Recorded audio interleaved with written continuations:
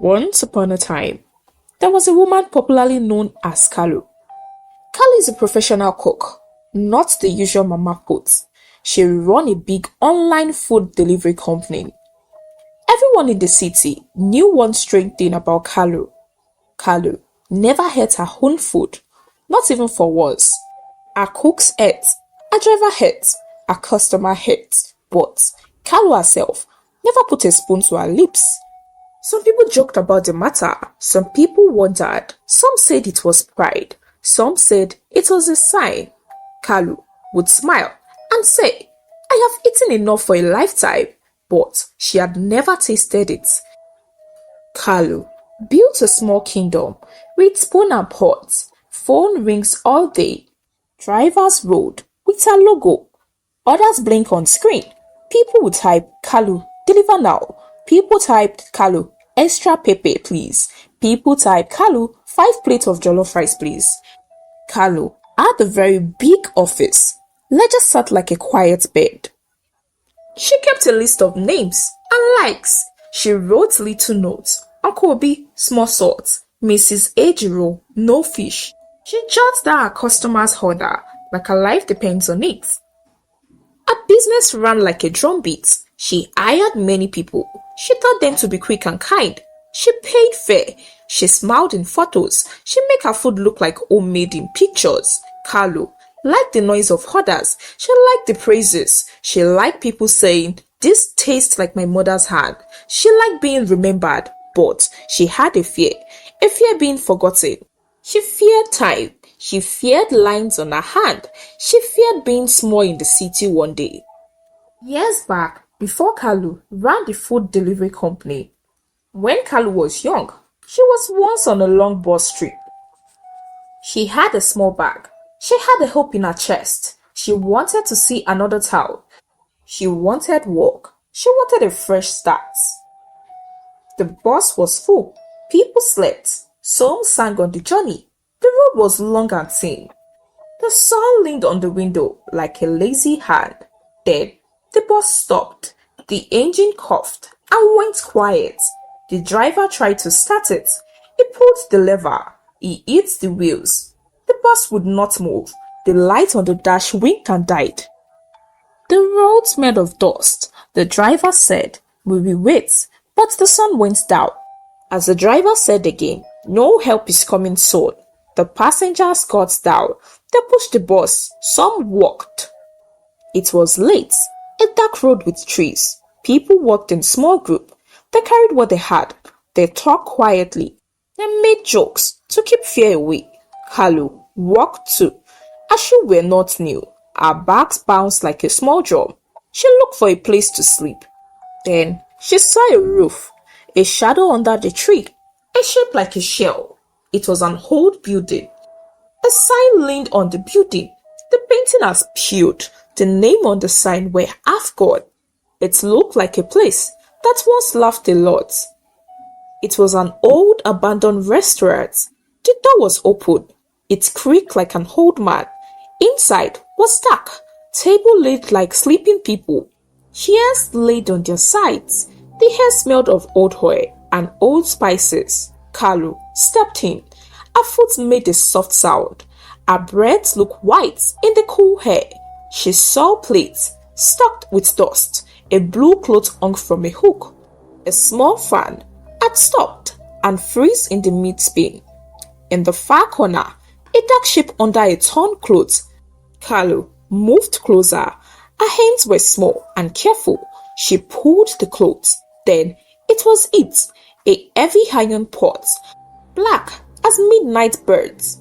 It has a tiny crack that looked like a smile. Kalu lifted the pot. It was heavier than she thought. She put it on the ground and touched the crack that looked like a smile. Kalu lifted the pot. It was heavier than she thought. She put it on the ground and touched the crack. Her fingers felt a small warmth. The pot did not feel empty. It felt like it kept something inside. Kalu laughed a little and said, a good pot for my new cooking job. The others in the group stayed outside. They made a small fire and slept near the bus. Kalu carried the pot home on her head like a crown. Her steps were slow. The night held her. At home, she put the pot on 3 stones. She lit a small fire. She filled the pot with water and onions and palm oil. She cooked a small stew. Steam rose like a small cloud. Then the pot whispered, "Give me a small thing," it said. Kalu froze. She thought the wind spoke. She looked around. She was alone. The kitchen was small and warm. The pot spoke again, in a thin voice this time. "Feed me a name. Feed me a song. Feed me a small secret. I will make your pot sing. I will bring you many others."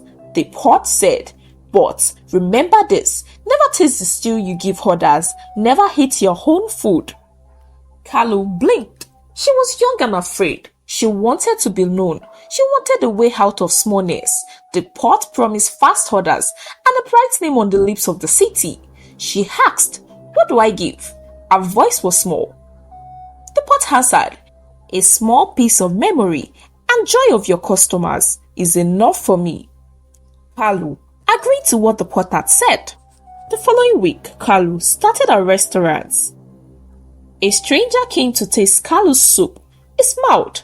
He told 2 people. Those 2 people told 3. Then others came. Kalu's hands flew. She learned fast. People liked her food. They said, "This tastes like homemade food." But the pot reminded her every night, in that same voice, "Never on any circumstance, taste your own food." Kalu kept the rules. She let others eat. She never put a spoon on her lips. She did not want to taste the thing she had given away. After that night, with the pot, Kalu's life changed. Orders came like sudden rain. People called on the phone. People clicked on pages. Drivers left with box that smells like comfort. Kalu's little shop became a big company. She had call table, a woman who answered, a man who packed plates, drivers with bright vests, a van with her name on the side. She had a ledger full of names and small notes. She wrote who wants more pepper. She wrote who wanted less salt. People came from different places. Office workers in tall building, nurses after a long night shift, students hungry after class. And they all said the same thing. "This food tastes like my mother's pot," they would say. They left 5-star notes. They made short videos. They say Kalu's food heals the tired body. But what did Kalu give in return for all of this? She gave the city good food. She gave comfort. She gave jobs and paid fare. But there was another thing she gave, the joy of her customers. Each time someone ate Kalu's food, a piece of the person's joy left. One night, one of our workers saw her, a simple man. He was called Chike. He was one of the drivers. He knew Kalu's routes. He knew her small rules. He knew she never ate her food for once. That night, Chike came back late. He saw the light under the kitchen door. He wanted water. He wanted to leave the food box. He pushed the door, opened just a little. Inside, the kitchen was quiet. The big pot bread steam. Kalu was there. She was close to the pot. She placed a small folded paper into the stew. She whispered to the pot. The voice sounded soft like paper rubbing. Chike stood frozen. He had not been to spy. He had not wanted trouble. But he saw the hand. He saw the paper. He saw the pot drink the small thing. He felt his stomach drop. Kalu did not know he saw her. She turned when the floor made a small sound. Her face went white like flour. She opened her mouth to push him. But Chike had already seen enough. Chike ran out. He did not shout. He ran to the mango tree, where Uncle Obiora sat. He woke the old man with warm breath. He told him what he had saw. He gave him the scrap of paper that he had taken from the pot rack. Uncle Obiora read and did not look surprised, but his face was heavy. "We must act," Uncle Obiora said.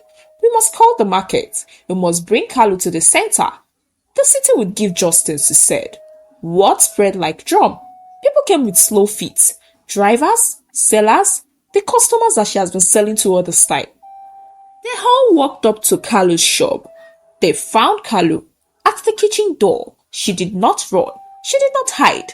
She looked at their faces and saw the hurts. She saw the names held like small stones. She saw the empty space in their eyes. Uncle Biora's voice was quiet and low. Kalu, he said, the market called. Come to the center and let the pots and you speak truth.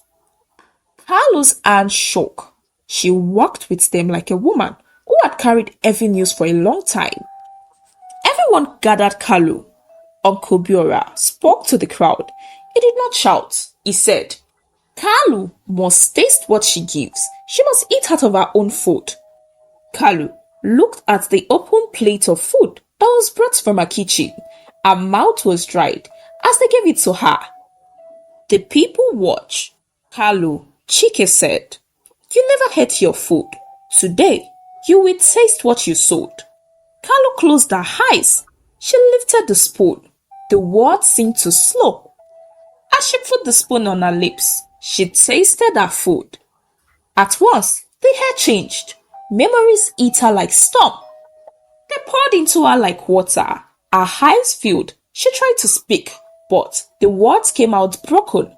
And then, oh. She opened her mouth and said, Hi. I wanted to be remembered, she said. I was afraid of being small. I wanted to be famous. The pot whispered. I gave small thing in return. I thought they were nothing, but I was wrong. Forgive me, she said. Her voice shook. Tears fell slow. She looked at the people. She looked at Chiki. She looked at the old pots. Then something strange happened. Her tears rose as steam. Her body grew lighter like a leaf. Her feet left the ground in a slow, strange way. People gasped. The steam around her turned bright for a moment. It wrapped her like a thin cloth. She lifted a little. She reached for the pot, as if to hold on. Her hand slid through the steam and touched nothing. In the breath, Kalu vanished into the air. No one could believe at first. The spot where Kalu was standing was now empty. The steam cooled and then faded like a small smoke. Later in the community, people said maybe it was the pot that took her. Some said the city took her to teach. Some said she rose to the place where stories live. No one saw Kalu again. She was never heard of from that night. This is the end of the story. Thank you so much for watching the story. If you enjoy it, please do not forget to like the story, share with me in the comments your thoughts about the story, and please do not forget to subscribe to this channel for more interesting stories like this. See you next time. Bye.